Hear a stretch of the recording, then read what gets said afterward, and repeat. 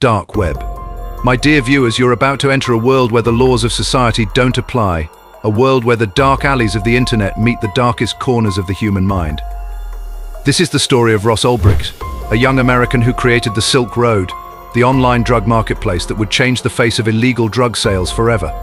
So, let's go and watch.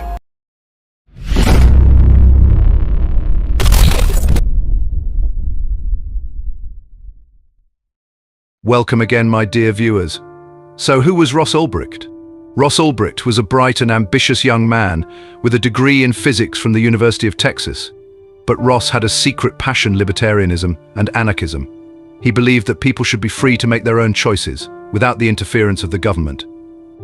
And he was determined to create a platform where people could do just that. In 2011, Ross created the Silk Road, a website that would allow people to buy and sell drugs anonymously.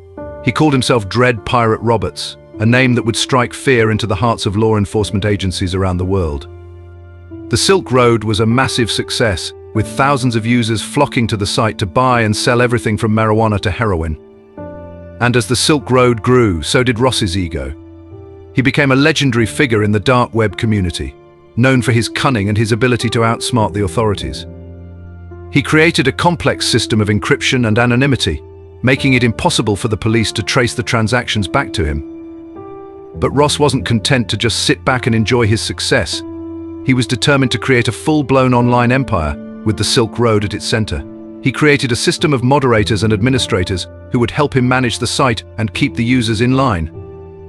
And he even created a system of rewards and punishments to encourage good behavior and discourage bad.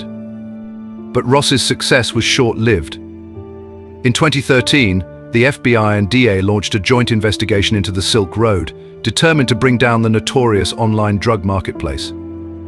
They assembled a team of experts, including IRS agent Gary Alford, who would use his skills to track down Ross and bring him to justice.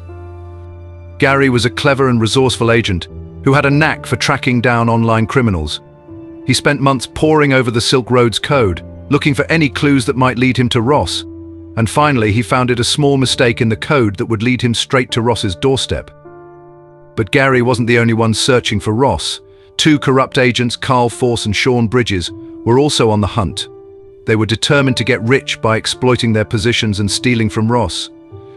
Carl posed as a hitman, offering to kill one of Ross's enemies for a fee. And Sean stole hundreds of thousands of dollars from Ross, using his position to cover his tracks. And my dear viewers, as the investigation continued, Ross began to suspect that one of his own administrators was working against him. He was right. Curtis Green, one of his most trusted admins, had been arrested by the DA and was now working with them to bring down the Silk Road. Ross was devastated. He had trusted Curtis with his life, and now he felt betrayed. Ross was so angry that he decided to take matters into his own hands. He hired a hitman to kill Curtis, but the hitman was actually Carl Force, the corrupt agent. Carl took the money and sent Ross a fake photo of Curtis's dead body. Ross was convinced that Curtis was dead, and he breathed a sigh of relief.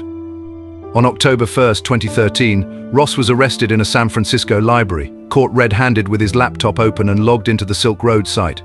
The FBI agents used a clever distraction tactic to grab the laptop, preventing Ross from closing it and encrypting the data. Ross's trial was a media sensation, with prosecutors painting him as a ruthless drug lord who had made millions from the suffering of others.